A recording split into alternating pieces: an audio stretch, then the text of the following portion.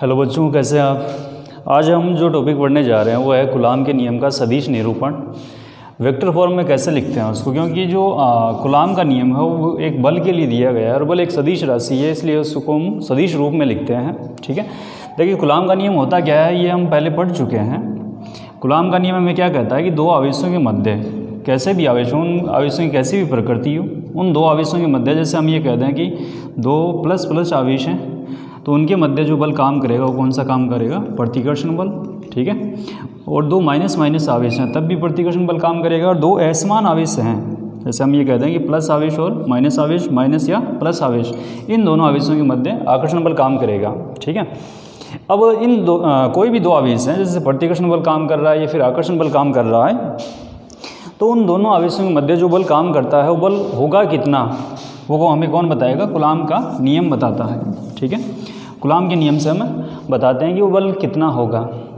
तो ये जो बल है दो आवेशों के मध्य, जैसे हम ये कहते हैं कि एक आवेश हमारे पास Q1 है, दूसरा आवेश हमारे पास Q2 है, और इन दोनों आवेशों के मध्य की जो दूरी है, इन दोनों आवेशों के मध्य की जो दूरी है हम ये कहते हैं कितनी है, अगर R है। ठीक है, इन दोनों के मध्य की दूरी अगर R है तो बल कितना दिया जाएगा, वो बल होगा, ये जो बल लगेगा इन दोनों आवेशों के मध्य जो बल लगेगा, चाहे वो कौन सा बल, चाहे वो प्रतिकर्षण बल लग रहा हो, चाहे वो आकर्षण बल लग रहा हो। ठीक है, ये बल होगा कितना, ये बल दोनों आवेशों के मध्य, दोनों आवेश जो हैं उन दोनों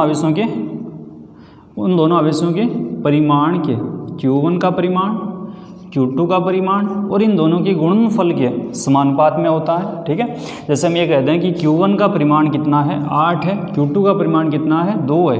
ठीक है, अगर इन दोनों का परिमाण हम बढ़ा दें, जैसे हम 8 का 10 कर दें और 2 का अगर हम 5 कर दें, तो इन दोनों का गुणनफल भी बढ़ जाएगा। दोनों का अगर हम परिमाण बढ़ाते हैं, जैसे 8 का हमने 10 किया है, 2 का हमने 5 किया है, तो परिमाण अगर हम बढ़ा रहे हैं तो दोनों आवेशों के मध्य लगने वाला बल भी क्या हो जाएगा, बढ़ जाएगा, चाहे वो बल प्रतिकर्षण बल हो चाहे वो बल आकर्षण बल हो। ठीक है, और दोनों आवेशों के मध्य जो दूरी होती है, दोनों आवेशों के मध्य जो दूरी होती है, वो दूरी के वर्ग के ये बल क्या होता है, व्युत्क्रमानुपात में होता है। व्युत्क्रमानुपात का मतलब ये होगा कि बलों के बीच की दूरी अगर हम बढ़ा रहे हैं, आवेशों के मध्य की दूरी अगर हम बढ़ा रहे हैं तो बल क्या हो जाएगा, कम हो जाएगा, और अगर हम दूरी कम कर रहे हैं तो बल क्या हो जाएगा, बढ़ जाएगा। यानी हम पास पास में ला रहे हैं आवेशों को, बल क्या हो जाएगा, बढ़ जाएगा। ठीक है, तो कूलाम का नियम ये होता है कि दोनों आवेशों के मध्य जो बल लग रहा है कौन सा, चाहे वो प्रतिकर्षण बल लगे चाहे वो आकर्षण बल लगे, वो दोनों आवेशों के परिमाण के गुणनफल के समानुपाती होता है और बीच की दूरी के वर्ग के क्या होता है, व्युत्क्रमानुपाती होता है। ठीक है, इन दोनों को अगर हम साथ में मिला के लिखें,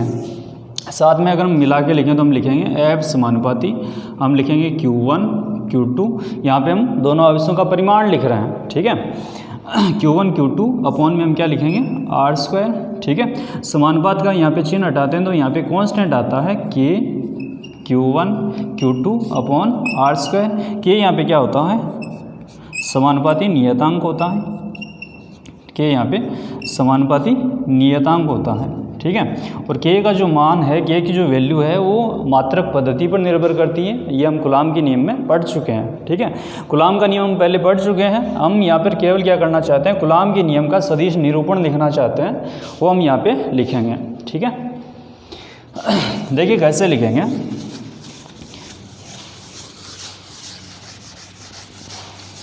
कूलाम के नियम का सदिश निरूपण लिखने के लिए, कूलाम के नियम का सदिश निरूपण यानी सदिश रूप में उसको हम कैसे दिखाते हैं, वो लिखने के लिए हम क्या करते हैं, हमने एक निर्देश तंत्र लिया, निर्देश तंत्र में हम 2x दिखा रहे हैं, x और यहाँ पे y दिखा रहे हैं। ठीक है, हमने कहा कि हमारे पास दो आवेश हैं, एक आवेश यहाँ पे Q1 है, एक दूसरा आवेश यहाँ पर Q2 है। ठीक है, मूल बिंदु यहाँ पे हमने कह दिया O है। Q1 की स्थिति मूल बिंदु के सापेक्ष, निर्देश तंत्र क्या होता है, किसी भी कण की हमें स्थिति बताता है निर्देश तंत्र, उसके सापेक्ष उसके कोई निर्देशांक चेंज हो रहे होते हैं तो उस कण की गतिमान अवस्था कहलाती है, और उस निर्देश तंत्र के सापेक्ष अगर कण के निर्देशांक चेंज नहीं हो रहे हैं तो वो वस्तु या जो कण होता है वो विराम अवस्था में होता है। ठीक है, तो यहाँ पे अगर हम इस निर्देश तंत्र के सापेक्ष देखें, यानी निर्देश तंत्र का जो मूल बिंदु है उसके सापेक्ष अगर हम आवेश की स्थिति देखें तो हमें कौन बताएगा, स्थिति सदिश बताएगा। ठीक है, जैसे हमने कह दिया कि Q1 जो है वो मूल बिंदु के सापेक्ष R1 स्थिति पर है। ठीक है। तो R1 यहाँ पे क्या होगा, स्थिति सदिश होगा जो Q1 की स्थिति बता रहा है किसके सापेक्ष, मूल बिंदु O के सापेक्ष। ऐसे ही अगर हम Q2 की स्थिति देखें मूल बिंदु के सापेक्ष, तो वो स्थिति हमने दिखा दी किससे, R2 से डिनोट कर दी, ठीक है, R2 सदिश से डिनोट कर दी, ठीक है। तो Q1 है वो मूल बिंदु के सापेक्ष R1 स्थिति पर है, और Q2 जो आवेश है वो मूल बिंदु के सापेक्ष R2 सदिश स्थिति पर है, ठीक है। अब अगर हम देखें कि दोनों आवेशों की प्रकृति समान है, दोनों आवेशों की प्रकृति समान है, दोनों आवेशों की प्रकृति समान है, दोनों आवेश एक दूसरे को क्या करेंगे, प्रतिकर्षित करेंगे, ठीक है। Q1 जो होगा वो क्या करेगा, Q2 को प्रतिकर्षित करेगा, यानी Q1 जो होगा वो Q2 पर जो बल लगाएगा इस तरफ लगाएगा, ठीक है। तो यहाँ पर जो बल लग रहा है Q2 पर किसके कारण, Q1 के कारण, Q2 पर बल लग रहा है किसके कारण, Q1 के कारण। तो इस बल को हम दिखाएंगे किससे, इस बल को हम दिखा रहे हैं, संकेत दिखा रहे हैं F21, ठीक है, केवल याद करने के लिए या फिर समझने के लिए। हम F12 से भी दिखा सकते हैं, कैसे भी दिखा सकते हैं, F1 से, केवल F1 से दिखा सकते हैं, F2 से किसी भी अक्षर से डिनोट कर सकते हैं। लेकिन यहाँ पर समझने के लिए कि यहाँ पर बल जो लग रहा है किस पर लग रहा है, 2 पर लग रहा है, किसके कारण लग रहा है, 1 के कारण लग रहा है, ठीक है। तो जिस पर बल लग रहा है वो पहले आ जाएगा, जिसके कारण लग रहा है वो बाद में आ जाएगा, और ये सदिश राशि है तो यहाँ पर हम सदिश दिखाएंगे, ठीक है।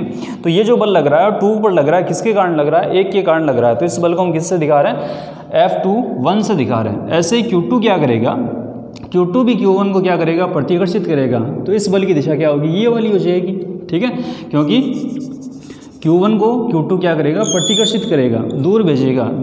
तो Q1 पर जो बल लग रहा है किसके कारण, Q2 के कारण, उसकी दिशा पहले वाले बल के विपरीत हो जाएगी। तो इस बल को हम किससे डिनोट कर देंगे, F12 से दिखा देंगे, ठीक है। F12 का यहाँ पे मतलब क्या है कि जो बल लग रहा है किस पर लग रहा है, 1 पर लग रहा है, किसके कारण लग रहा है, 2 के कारण लग रहा है, ठीक है। यहाँ पे F21 ये बल किस पर लग रहा था, 2 पर लग रहा था, किसके कारण लग रहा था, 1 के कारण लग रहा था, ठीक है। अब इन दोनों के मध्य अगर हम दूरी देखें, जैसे हम ये कहते हैं कि Q2 जो है, Q2 की स्थिति Q1 के सापेक्ष क्या है, Q2 की स्थिति Q1 के सापेक्ष क्या है, ठीक है।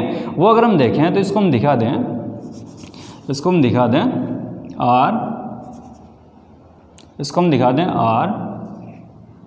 R21 से, ठीक है, R21 से दिखा दें। यानी यहाँ पर Q2 जो है, Q2 की जो स्थिति है वो Q1 के सापेक्ष क्या है, R21 है, ठीक है। और अगर हम Q1 की स्थिति Q2 के सापेक्ष अगर दिखाएं तो हम क्या दिखा देंगे, वो हम दिखा देंगे R12 दिखा देंगे, ठीक है, R12 दिखा देंगे। यानी जो हम यहाँ पे दिखा रहे हैं सदिश R21, यानी सदिश R21 जो दिखा रहे हैं वो स्थिति किसकी है, Q2 की है, किसके सापेक्ष है, Q1 के सापेक्ष है, ठीक है। और यहाँ पे जो हम R12 लिख रहे हैं वो स्थिति किसकी है, Q1 की है, किसके सापेक्ष है, Q2 के सापेक्ष है, ठीक है। और यहाँ पर अगर हम जैसे बल जो होता है वो एक सदिश राशि है, तो बल में क्या होगा, परिमाण होगा, परिमाण के साथ क्या होगा, दिशा भी होगी, ठीक है। तो बल की दिशा दिखाने के लिए हम क्या कर रहे हैं, एकांक सदिश दिखाएंगे। यानी बल जो होगा किसी भी सदिश राशि की दिशा दिखाने के लिए हम क्या उपयोग में लेते हैं, एकांक सदिश उपयोग में लेते हैं। उसका परिमाण 1 होता है, केवल हमें दिशा दिखाने के काम में आता है, ठीक है। तो यहाँ पर हम एकांक सदिश दिखा रहे हैं, R12 कैप दिखा रहे हैं, ठीक है, R12 कैप। और यहाँ पे ये जो बल लग रहा है F12 जो बल लग रहा है उसका हम एकांक सदिश दिखा रहे हैं, R कैप 21 दिखा रहे हैं, ठीक है। इसका यहाँ पे जो हम अक्सर डिनोट कर रहे हैं इसका मतलब क्या होगा कि यहाँ पे ये जो एकांक सदिश है, इसकी दिशा 1 से 2 की ओर है। सॉरी, ये जो एकांक सदिश है वो हमें ये बता रहा है या ये रिप्रेजेंट कर रहा है कि ये जो बल है F21 जो बल है उसकी दिशा 1 से 2 की ओर है, ठीक है, उसकी दिशा 1 से 2 की ओर है, ठीक है। और यहाँ पर जो हम लिख रहे हैं R कैप 21 एकांक सदिश है, ये एकांक सदिश है। इन दोनों आवेशों के मध्य जो बल लग रहा है यानी Q1 की तरफ जो बल लग रहा है उसके लिए एकांक सदिश R21 कैप है, और Q2 की तरफ जो बल लग रहा है उसके लिए एकांक सदिश R12 कैप है, ठीक है। R12 में क्या बता रहा है कि F21 जो बल लग रहा है, R12 में क्या बता रहा है कि F21 जो बल लग रहा है वो 1 से 2 की तरफ लग रहा है, ठीक है। और यहाँ पे जो F12 जो बल लग रहा है वो 2 से 1 की तरफ लग रहा है। बल किस पर लग रहा है, एक पर लग रहा है, किसके कारण लग रहा है? 2 के कारण लग रहा है, ठीक है। बल की दिशा, एक पर जो बल लग रहा है उसकी दिशा 2 से 1 की ओर है, यानी 2 से 1 की ओर है। और F21 बल किस पर? 2 पर, किसके कारण? 1 के कारण। बल की दिशा 1 से 2 की तरफ है, ठीक है, 1 से 2 की तरफ है, ठीक है। ये जो अक्षर हैं ये आप ध्यान में रखोगे, जैसे हमने लिखा है R1 सदिश, R2 सदिश, F21, F12, R21, R12, ठीक है, R21, R सदिश 1 2, ठीक है। ये सभी मैंने आपको समझाए हैं। अब हम कैसे लिखते हैं, देखिए। पहले हम लिख रहे हैं Q2 पर बल लग रहा है, किसके कारण? 1 के कारण, यानी Q1 के कारण। Q2 पर किसके कारण? Q1 के कारण। Q1 के कारण बल जो लग रहा है उसको हम किससे डिनोट कर रहे हैं? सदिश F21 से डिनोट कर रहे हैं, सदिश F21 से डिनोट कर रहे हैं, ठीक है। अब ये बल होगा कितना? ये बल कितना होगा? यहाँ पे कांस्टेंट आएगा कि, ठीक है, समानुपाती नियतांक आएगा। अब यहाँ पे 2 आवेश हैं, उन दोनों का हम यहाँ पे क्या लेंगे? परिमाण लेंगे। आवेश कौन से हैं? Q1 और Q2, ठीक है। तो यहाँ पे लिखा जाएगा Q1 का परिमाण, ठीक है, और ये Q2 का परिमाण। ये दोनों तरफ हम जो खड़ी लाइनें दिखा रहे हैं वो परिमाण के बारे में बता रही हैं, ठीक है। अपॉन में क्या आ जाएगा? अपॉन में आ जाएगा इन दोनों के मध्य दूरी, ठीक है। Q2 की Q1 के सापेक्ष अगर हम दूरी देखें तो क्या है? R21 है। Q2 की Q1 के सापेक्ष अगर हम दूरी देखें तो क्या है? तो सदिश R21 है, ठीक है। और साथ में हम यहाँ पे दिखाएंगे एकांक सदिश। अगर हम सदिश निरूपण दिखा रहे हैं, सदिश निरूपण अगर हम दिखा रहे हैं, किसी भी सदिश को, किसी भी सदिश राशि को अगर हम निरूपित कर रहे हैं तो यहाँ पे हम क्या दिखाएंगे? उसका परिमाण दिखाएंगे। यानी यहाँ पर हम बल दिखा रहे हैं तो यहाँ पे बल का परिमाण आ गया, ठीक है। साथ में इसकी दिशा, दिशा कौन बताएगा? एकांक सदिश बताएगा। तो साथ में हम इसका एकांक सदिश भी दिखाएंगे। एकांक सदिश यहाँ पे इस बल के लिए क्या है? R12 कैप है, ठीक है। तो यहाँ पे हम क्या दिखाएंगे? R12 कैप दिखा देंगे, ठीक है, R12 कैप दिखा देंगे, ठीक है।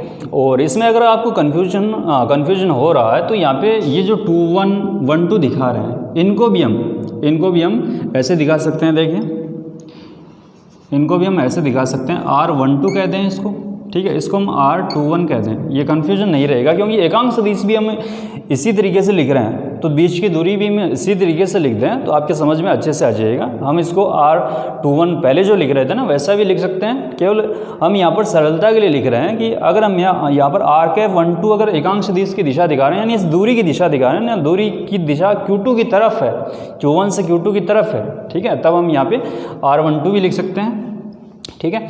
तो इसको मैं ऐसे भी लिख सकते हैं R12, ठीक है। ये R12 जो है वो हमें बता रहा है कि ये जो Q2 है, यानी जो दूरी है उसकी दिशा 1 से किस तरफ मापेंगे? 2 की तरफ मापेंगे, ठीक है। यानी Q2 की जो स्थिति हम देखेंगे वो 1 के सापेक्ष देखेंगे। किस तरफ देखेंगे? Q2 की तरफ देखेंगे। यानी हम अगर दूरी मापेंगे तो Q2 से Q1 की तरफ नहीं मापेंगे, Q1 से Q2 की तरफ मापेंगे, ठीक है। क्योंकि जो बल लग रहा है वो Q1 से Q2 की तरफ लग रहा है, Q2 पर लग रहा है। किसके कारण लग रहा है? Q1 के कारण लग रहा है। तो यहाँ से दूरी मापेंगे तो वो दूरी हम R12 से दिखा रहे हैं, ठीक है। वैसे पहले जो हमने दिखाया था वैसे भी दिखा सकते हैं, लेकिन यहाँ पर सरलता के लिए हम R12 लिख दें, ठीक है। अब देखिए ऐसे ही हम लिख सकते हैं, ये हमने लिख लिया। इसको अगर हम कह दें 1 नंबर समीकरण, ऐसे ही हम लिख सकते हैं बल जो लगेगा वो किस पर लगेगा? Q1 पर लगेगा। Q1 पर किसके कारण? Q1 पर Q2 के कारण बल। ये जो बल लगेगा इसको हम डिनोट कर दें F12 से डिनोट कर दें। F12 सदिश बराबर हम क्या लिखेंगे? K तो कांस्टेंट आएगा ही आएगा, और दोनों आवेशों का यहाँ पे क्या आ जाएगा? परिमाण आ जाएगा Q1 Q2 सदिश। अपॉन में क्या आ जाएगा? इसको हम दिखा दें R21 सदिश, ठीक है, इसका परिमाण, और यहाँ पर भी परिमाण लिखा जाएगा, ठीक है। क्योंकि यहाँ पर इस बल का परिमाण और साथ में हम यहाँ पे क्या लगा रहे हैं? एकांक सदिश लगा रहे हैं, जो हमें क्या बता रहा है? दिशा बता रहा है, ठीक है। एकांक सदिश हम यहाँ पे क्या लगा देंगे? R21 कैप लगा देंगे, ठीक है। R21 कैप हमें क्या बता रहा है? इस बल की दिशा, कौन से बल की दिशा? F12 बल की दिशा किस तरफ होगी? 2 से 1 की तरफ होगी। F12 बल है, बल किस पर लग रहा है? बल किस पर लग रहा है? 1 पर लग रहा है। किसके कारण? 2 के कारण। इस बल की दिशा 2 से 1 की तरफ है, यानी 2 बल लगा रहा है किस पर, एक पर, ठीक है। इस समीकरण को हम कहते हैं समीकरण नंबर 2, ठीक है। अब देखिए अगर हम इनको और सरल रूप में लिखना चाहें, और सरल रूप में अगर हम लिखना चाहें तो देखिए R12 जो है, जैसा हम Q1 का स्थिति सदिश देखें मूल बिंदु के सापेक्ष, तो उसकी दिशा किस तरफ होगी, Q1 की तरफ होगी, क्योंकि दूरी जो हम मापेंगे O से यानी मूल बिंदु से Q1 की तरफ ही मापेंगे, ठीक है। ऐसे ही O से अगर हम Q2 की स्थिति देखें तो ये वाली दूरी यानी R2 सदिश की दिशा भी किस तरफ होगी, Q2 की तरफ होगी, ठीक है। अब ये जो R12 है, R12 की दिशा Q2 की तरफ, किससे, Q1 से किससे, Q1 से किस तरफ, Q2 की तरफ, यानी R12 किस तरफ होगा, Q1 से Q2 की तरफ। R21 किस तरफ होगा, 2 से 1 की तरफ, 2 से 1 की तरफ, ठीक है। तो यहाँ पर R12 पहले हमें इसके लिए R12 निकालेंगे, इसके लिए हम क्या निकालेंगे, R21 निकालेंगे, ठीक है। अब अगर हम इसको देखें, इस पॉइंट का हम नाम दे दें A पॉइंट है ये, इस पॉइंट को हम कह दें ये B पॉइंट है, ठीक है। अब इसमें आपको R12 निकालने के लिए चाहे हम R21 निकालना चाहें, इसके लिए आपको एक त्रिभुज दिखाई दे रहा है, त्रिभुज का नाम हम दे दें OAB, ठीक है। ये वाला जो त्रिभुज है OAB, इसमें अगर हम त्रिभुज का नियम लगाएं, 11th क्लास में आपने पढ़ा होगा कि कोई एक त्रिभुज है, वो एक त्रिभुज की 2 क्रमागत भुजाएं, जैसे अगर हम इसमें क्रमागत भुजाएं देखें, त्रिभुज का नियम हमें क्या कहता है कि किसी त्रिभुज की 2 क्रमागत भुजाएं अगर किन्हीं 2 सदिशों को निरूपित करें, क्रमागत का मतलब होता है एक के बाद एक, जैसे अगर हम देखें OA और AB एक के बाद एक भुजाएं हैं, ठीक है, 2 क्रमागत भुजाएं हैं। 2 क्रमागत भुजाएं किन्हीं 2 सदिशों को निरूपित करें तो विपरीत क्रम में जो भुजा होगी, विपरीत क्रम में मतलब ये वाली भुजा, अगर हम OB को देखें तो ये विपरीत है इन दोनों भुजाओं के, विपरीत क्रम में जो भुजा होगी वो किसको बताएगी, परिणामी को बताएगी। यानी ये सदिश योग के लिए नियम है, यानी जो परिणामी हमारे पास योग करने के बाद में आएगा वो कौन बताएगा, विपरीत क्रम में जो भुजा है। जैसे इस त्रिभुज के लिए अगर हम देखें तो OB भुजा यहाँ पे क्या है, विपरीत क्रम में है, ठीक है। तो यहाँ पे हम क्या लिखेंगे, 2 क्रमागत भुजाओं का योग तीसरी विपरीत क्रम में जो भुजा होती है उसके बराबर होगा। तो हम यहाँ पे क्या लिखेंगे, R2 सदिश, यहाँ पे लिखा जाएगा R2 सदिश परिणामी को व्यक्त करेगी, ठीक है। और 2 भुजाएं कौन कौन सी हैं यहाँ पर, एक तो कौन सी है OA सदिश, जो किसको व्यक्त कर रही है, R1 सदिश को, ठीक है। ये आपको अगर दिखाई नहीं दे रहा है तो यहाँ पे कितना है, R12 सदिश है, और यहाँ पे कितना है, R21 सदिश है, ठीक है। तो यहाँ पे क्या आ गया, R1 सदिश, और ये भुजा कौन सी है, प्लस में क्या आ जाएगा, R सदिश 12 आ जाएगा, ठीक है। और हमें क्या चाहिए, यहाँ पर R12 चाहिए, ठीक है। इसके लिए अगर हमें R12 चाहिए तो हम यहाँ पे लिखेंगे सदिश R12 बराबर हम क्या लिखेंगे, यहाँ पे R1 इस तरफ आ जाएगा तो इसको हम लिखेंगे R2 सदिश माइनस में आ जाएगा R1 सदिश आ जाएगा, ठीक है। इसको हम कहते हैं समीकरण नंबर 3। ये वाली जो वैल्यू है वो हम यहाँ पे रख सकते हैं, R12 की जगह हम रख सकते हैं, ठीक है। ऐसे ही अगर हम निकालना चाहें R12 हमने निकाल लिया, R21 निकालना चाहें तो इसका उल्टा हो जाएगा, क्योंकि ये जो दिशा हम R12 की दिखा रहे हैं उसकी उल्टी R21 की दिशा हो जाएगी। तो यहाँ पे जो आएगा वैल्यू जो आएगी R21 की जो वैल्यू आएगी वो क्या आ जाएगी, R1 सदिश माइनस R2 सदिश आ जाएगी, ठीक है। R1 सदिश माइनस R2 सदिश आ जाएगी। बाकी तो इसमें R1 सदिश की दिशा और R2 सदिश की दिशा तो सेम रहेगी, लेकिन यहाँ पे R21 की दिशा विपरीत हो जाएगी, ठीक है। पहले R12 की दिशा A से B की तरफ है तो R21 की दिशा B से A की तरफ हो जाएगी, ठीक है। और समीकरण 3 और 4 से हम क्या कर सकते हैं, R12 और R21 का हम यहाँ पे मान रख सकते हैं, ठीक है। मान अगर हम यहाँ पे रखें तो समीकरण 1 को हम कैसे लिखेंगे, समीकरण 3 से हम R12 का मान रखेंगे, समीकरण 4 से R21 का मान रखेंगे। तो यहाँ पे लिखा जाएगा समीकरण 1 को कैसे लिखा जाएगा, देखिए यहाँ पे लिखा जाएगा सदिश F21 बराबर यहाँ पे लिखा जाएगा K की जगह K रहेगा, ठीक है। यहाँ पे Q1 का परिमाण, यहाँ पे Q2 का परिमाण, और बट्टे में क्या आ जाएगा R12 की जो वैल्यू है कितनी है, R2 सदिश माइनस कितनी है, R1 सदिश, ठीक है, R1 सदिश, और इसका हम यहाँ पे परिमाण लिखेंगे। साथ में यहाँ पे क्या लिखा गया है, R12 एकांक सदिश लिखा गया है, वो हम यहाँ पे लिख देंगे। ऐसे ही समीकरण 4 से हम क्या लिख सकते हैं, R21 की जो वैल्यू है, R21 समीकरण 2 में अगर हम लिखें तो इसको हम ऐसे लिखेंगे सदिश सदिश यहाँ पे लिखेंगे 1 2 बराबर क्या लिखा जाएगा, के की जगह के रहेगा, यहाँ पे Q1 का परिमाण आ जाएगा, यहाँ पे Q2 का परिमाण लिखा जाएगा, बट्टे में R21 का परिमाण वैल्यू कितनी है, सदिश R1 माइनस सदिश R2 और इसका परिमाण साथ में इसमें यहाँ पे क्या लिखा जाएगा, इसका एकांक सदिश क्या है, R21 है। ठीक है, इसको हम कहते हैं समीकरण नंबर 5 और इसको हम कहते हैं समीकरण नंबर 6। ठीक है, तो समीकरण 1 व 2 को मैं इस रूप में भी लिख सकते हैं, एक रूप हम और चेंज कर सकते हैं, एक रूप हम और चेंज कर सकते हैं। देखिए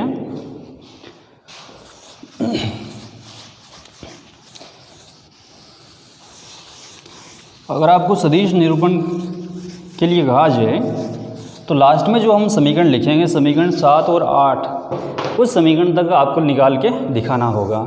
ठीक है, उसको हम कैसे लिखेंगे, देखिए एकांक सदिश जो होता है, जैसे हमने कहा कि कोई एकांक सदिश हमारे पास ए कैप है। ठीक है, कोई ए हमारे पास एकांक सदिश है, तो उसको हम कैसे लिखेंगे, एकांक सदिश ए कैप को लिखा जाएगा, ऊपर तो आ जाएगा सदिश ए, ठीक है, सदिश लिखा जाएगा और बट्टे में आएगा उस सदिश का परिमाण लिखा जाएगा। या तो परिमाण हम ऐसे लिख सकते हैं, यानी सदिश लिख के और दोनों तरफ ये 2 लाइनें खींच के परिमाण दिखा सकते हैं, या फिर हम ये 2 लाइनें अगर नहीं खींच रहे हैं तो यहाँ पे सदिश का चिन्ह हटा देंगे ऊपर, ये इसका क्या लिखा जाता है, परिमाण लिखा जाता है। ठीक है, तो किसी भी एकांक सदिश को लिखने के लिए उस सदिश का मान लिखा जाता है, यानी वो सदिश लिखा जाता है और बट्टे में क्या लिखा जाता है, उस सदिश का परिमाण लिखा जाता है। जैसे हम ये कहते हैं कि हमारे पास कोई सदिश है, सदिश ए बराबर हमारे पास है 2i cap plus 3j cap है। ठीक है, ये कोई सदिश है, तो एकांक सदिश इसके लिए क्या लिखा जाएगा, तो हम क्या लिखेंगे, देखिए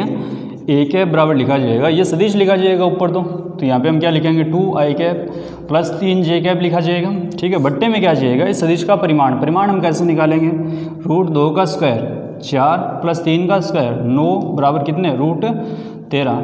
ठीक है, तो √13 बट्टे में लिखा जाएगा। ये इस सदिश का, सदिश ए का, ए कैप यहाँ पे क्या है, सदिश ए का क्या है, एकांक सदिश है। ठीक है, ऐसे लिखेंगे। तो यहाँ पे देखिए,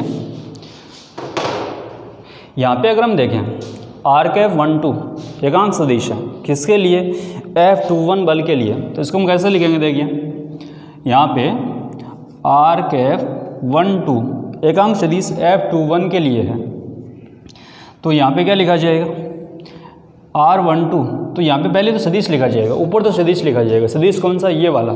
ठीक है, सदिश R12, ठीक है, ऊपर तो सदिश लिखा जाएगा, सदिश R12 लिखा जाएगा, बट्टे में इसका परिमाण लिखा जाएगा, सदिश R12 का परिमाण लिखा जाएगा। ठीक है, ऐसे ही अगर हम लिखना चाहते हैं, R12 कैप लिखना चाहते हैं, तो इस एकांक सदिश को अगर हम लिखना चाहते हैं तो इसका सदिश लिखा जाएगा। पहले इसका सदिश क्या है, सॉरी 1 2 तो हमने लिख दिया था, R कैप 2 1 लिखेंगे, तो इसका सदिश ये वाला है, तो इसका सदिश हम लिखेंगे सदिश R21 और बट्टे में इसका परिमाण, तो सदिश R21 का परिमाण लिखा जाएगा। ठीक है, अब ये दोनों वैल्यू अगर हम यहाँ पे रख दें, जैसे R12 की जगह ये वैल्यू रखें, R21 की जगह ये वैल्यू रखें, तो हम क्या लिखेंगे, देखिए समीकरण 5 को कैसे लिखा जाएगा, सदिश F21 सदिश बराबर क्या लिखा जाएगा, देखिए k की जगह k रहेगा, यहाँ पे Q1 का परिमाण, Q2 का परिमाण, बट्टे में क्या जाएगा R2 सदिश माइनस क्या आ जाएगा, R1 सदिश आ जाएगा। ठीक है, और इसका परिमाण R12 की जगह हम क्या लिखेंगे, ये वाली वैल्यू, यानी सदिश R12 बट्टे में क्या आ जाएगा, सदिश R12 का परिमाण आ जाएगा। ठीक है, सदिश R12 का परिमाण आ जाएगा। अब देखिए R12 क्या है, R2 माइनस R1 है, R12 क्या है, R2 माइनस R1 है। ठीक है, सॉरी यहाँ पे स्क्वायर हो रहा है ना, स्क्वायर हम भूल गए, यहाँ पे स्क्वायर हो रहा है। ठीक है, तो यहाँ पे आ जाएगा इसका स्क्वायर। ठीक है, अब R12 सदिश का जो परिमाण है, ये तो यहाँ पे क्या है, सदिश है, और यहाँ पे ये क्या है, ये परिमाण है। ठीक है, ये स्क्वायर है। R12 सदिश का परिमाण क्या है? R2 सदिश माइनस R1 सदिश है, R2 सदिश माइनस R1 सदिश है, ठीक है। तो R12 की जगह हम क्या लिख सकते हैं? ये वाली वैल्यू, तो इसको हम ऐसे लिखेंगे, देखिए सदिश F21 बराबर के, यहाँ पे Q1 सदिश और यहाँ पे Q2 सदिश अपॉन में क्या आ जाएगा? R2 सदिश माइनस R1 सदिश के परिमाण का यहाँ पे स्क्वायर तो है ही। R12 की एक वैल्यू ये वाली आ जाएगी, तो यहाँ पे स्क्वायर था, एक वैल्यू ये वाली आ रही, तो यहाँ पे क्या आ जाएगा? Q आ जाएगा, ठीक है। और साथ में यहाँ पे क्या आ जाएगा? R12 सदिश आ जाएगा, ठीक है। ये परिमाण नहीं है, यहाँ पे ये सदिश है, केवल सदिश है, नीचे परिमाण हम लिख रहे हैं, ठीक है। ये जो समीकरण हम लिख रहे हैं, इस समीकरण को हम कहते हैं 7 नंबर, ठीक है। ऐसे ही समीकरण 6 जो है, इसको हम ऐसे लिख सकते हैं, देखिए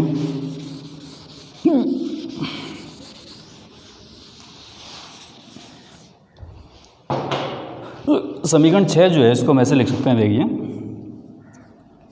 सदिश F12 बराबर के की जगह यहाँ पे के आएगा और यहाँ पे Q1 और यहाँ पे आ जाएगा Q2 अपॉन में क्या होगा? R1 सदिश माइनस R2 सदिश का स्क्वायर वैसे लिखेंगे हम। R⁻21 है, ठीक है, R⁻21 है, तो इसका मान हम क्या लिखेंगे? R सदिश 21 बट्टे में R21 का सदिश जो है उसका परिमाण लिखा जाएगा, ठीक है। तो ठीक ऐसे लिखा जाएगा, इसमें बदलाव क्या आ जाएगा? देखिए R1 सदिश माइनस R2 सदिश का यहाँ पे क्या आ जाएगा? क्यूब, और यहाँ पे इसकी जगह क्या आ जाएगा? सदिश 21 आ जाएगा। इस समीकरण को हम कह रहे हैं समीकरण 8। तो समीकरण 7 और 8 जो समीकरण हैं, समीकरण 7 और 8 ये समीकरण क्या कहलाते हैं? कूलाम के नियम का ये सदिश निरूपण है, ठीक है। कूलाम के नियम का ये सदिश निरूपण है, समीकरण 7 और 8।